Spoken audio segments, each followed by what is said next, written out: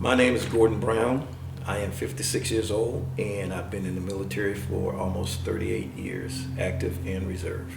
I found out that I was being deployed really within the first 3 months that I transferred to the 418 Civil Affairs. And by December, I was gone. Well, I was told that my husband was going to be leaving by him. One day I got home from work. He sat me down and told me that he was called up and he would be leaving very shortly.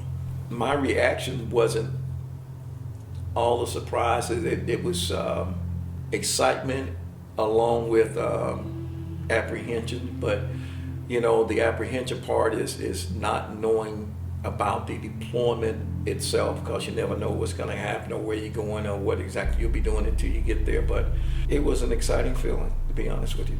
I was afraid. Just like anyone else, it was just a thought of a loved one going to fight in a war zone.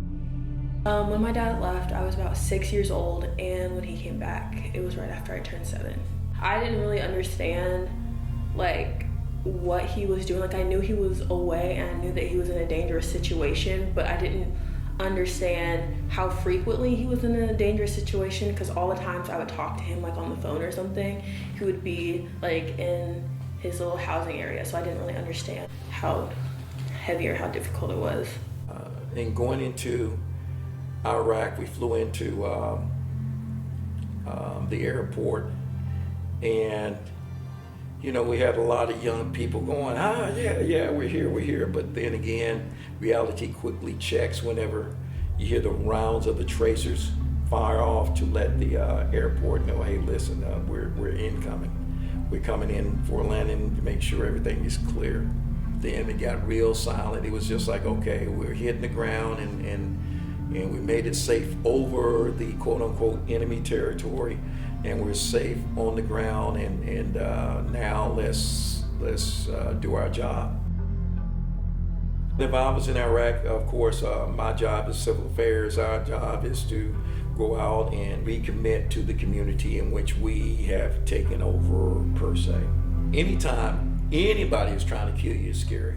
But the thing about it got to the point where, with me anyway, is that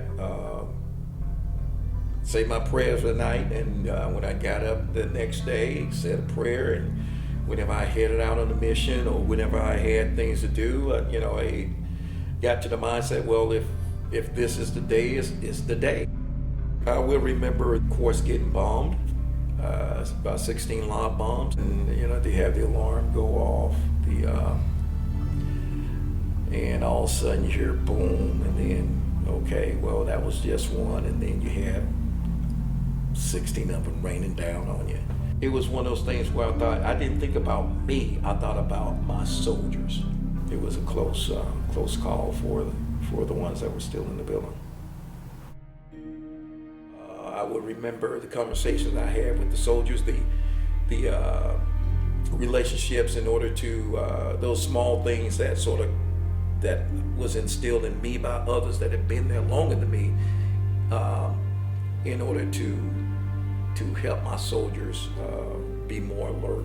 I had one soldier, a young soldier that was 19 years old, and I remember that morning, went over and made sure that everybody was good to go. All right, First Sergeant, I got him, don't worry about it, we got him.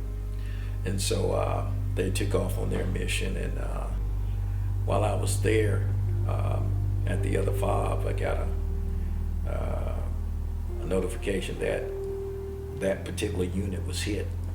Long story short is that particular kid was killed in that ambush, or it was an IED, and that left a mark, because you saw them a few hours prior, and every single time that you saw them before that, it's just hey, First Sergeant, don't even worry about it, I got them, they're safe, don't worry about it. And then boom, next thing, he's a casualty. That was a lasting impression on me.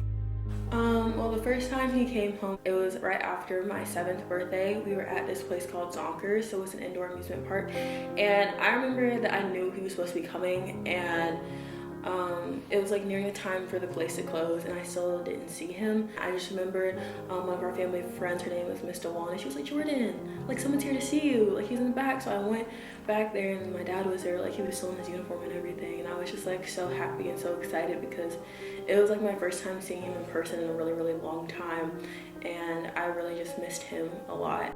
When I came home, it was an adjustment. I was more afraid of driving in Kansas City than I was driving on the streets of Iraq, because in the streets of Iraq, I had a gunner on my truck that would make sure that people and vehicles stayed back. Whenever I got back, I'm not kidding. It's just like it was more fearful of people being close to you in a vehicle. And back in Iraq, I didn't have that. Go to therapy, and because the bottom line up front is that once you go through something, and regardless what anybody say, whether it's just going to Iraq or doing something, anything that's not of the norm, you're gonna need some type of help. I didn't realize some of the things that I was going through until my wife saw a list of things that came through the mail from the VA. She looked at it, she said, "Yep, you got 9 of these." I'm going like, well, what are you talking about? You know, yeah, you got this, all these things they talk about for PTSD. Well, I cannot speak for him. I can just speak on what I've witnessed. I think that he witnessed things over there that he cannot forget.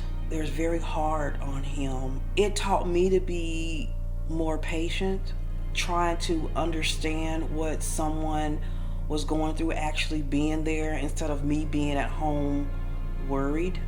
I had a very good supporting wife and family, and my older daughters, and they understand why I can't be where they want me to be.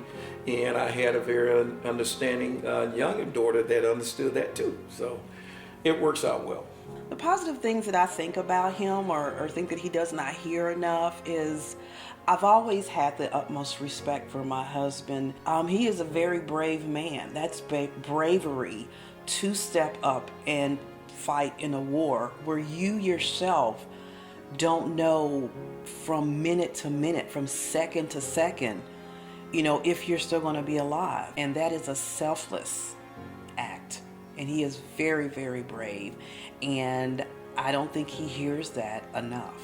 But now, like that I'm older and I understand everything now, it's really made me appreciate life more, especially like my family and my life, because he could have easily been taken away from me at any moment while he was gone, and I wouldn't have even known. It makes me treasure those moments more, and it just makes me really, really proud of him, because he answered a call that most civilians wouldn't answer. It really just makes me respect him, and I love him so much for it.